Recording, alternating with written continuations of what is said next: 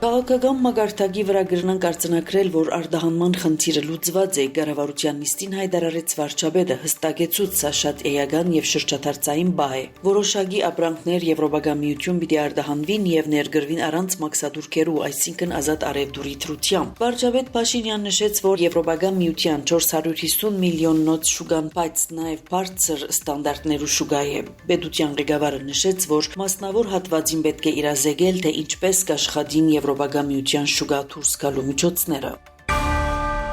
Հայաստանի եւ Եվրոպական միության համատեղ ընդունված հայտարարությունները միայն խոսքեր չեն, այլև հստակ գործեր հայտարարեց վարչապետ Փաշինյան կառավարության մեջ հյուրընկալելով Ուրսուլա ֆոն դեր Լայենի գլխավորած վիրագությունը։ Եվրոպական հանձնաժողովի նախագահային խոսքով արտահանման բազմազանեցման նպատակով Հայաստանին պիտի հատկացվի լրացուցիչ 18 միլիոն եվրո, որը 52 միլիոն եվրո օգնության փաթեթի եզրափակիչ մասն է։ Եվրոպական միությունը 20 միլիոն եվրո պիտի ուղղի սահմանամերձ բնակավայրերու փոքր արևդուրին։ Ուրսուլա ֆոն դեր Լայն նաև հայտարարեց, որ փոխկապակցվածության ծրագիրներու մեջ ներդրումներ իրականացնելու մասին, որոնք կգաբեն Եվրոպական միությունը, Հարավային Կովկասը եւ Կենտրոնական Ասիա։ Հայաստանն այստեղ գենսական թեր կխաղա շնորհիվ իր թիրքին, ասաց է Եվրոպական հանձնաժողովի նախագահը, ավելցնելով, որ այդ ներդրումներու նպատակով հատկացված է 200 միլիոն եվրո, որը կգրնահասնի մինչև 2 միլիարդ եվրոյի։ Վարչապետը ընդգծած է տարածաշրջանային գաբուղիներու բացման հետ կապված նոր հնարավորությունները, նշած, որ Հայաստանը հանգույցի փակուղիեն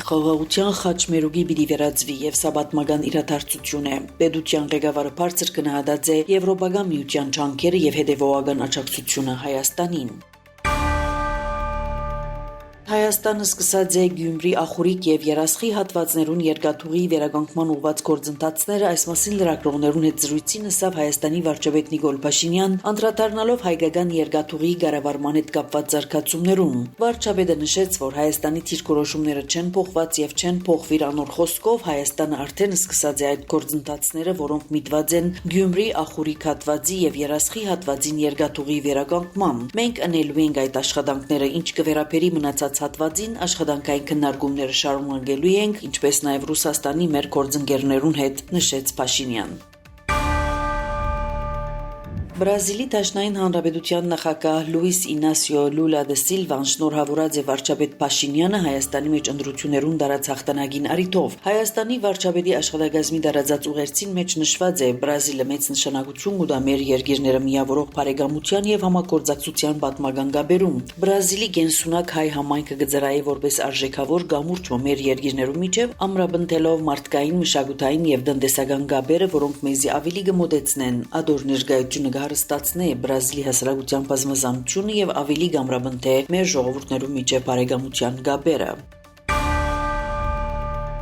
Եգիպտոսի Արաբական Հանրապետության նախագահ Աբդելֆաթահ Սիսին շնորհավորած է վարչապետ Նիկոլ Փաշինյանը Հայաստանի մեջ ընտրություններուն դարած հաղթանակին առիթով։ Ուղերձին մեջ ասված է. այս հաղթանակը գարդացել է բարեկամ հայ ժողովրդի վստահությունը ձեր ղեկավարության եւ ձեր տեսլականի նկատմամբ առաջ շարժելով իրականացնելու զարգացման, գայունության եւ բարգավաճման ուղղված իր ցկտումները։ Օգտվելով այս առիթեն կվերահաստատեմ, որ Եգիպտոսը հբարդ է մեր երկու երկիրները միավորող խոր արմատներ ունեցող պատմական հարաբերություններով եւ բարեկամության առանձնահատուկ կապերով մենք հանձնարարու ենք շարունակելու մեր համատեղ ջանքերը տարբեր ոլորտները ներս երկկողմ համագործակցության մագարտակը բարձրացնելու եւ հարաբերություններու մեջ աջող դրական ընթացք զարգացնելու համար իշահ մեր երկու բարեկամ ժողովուրդներուն։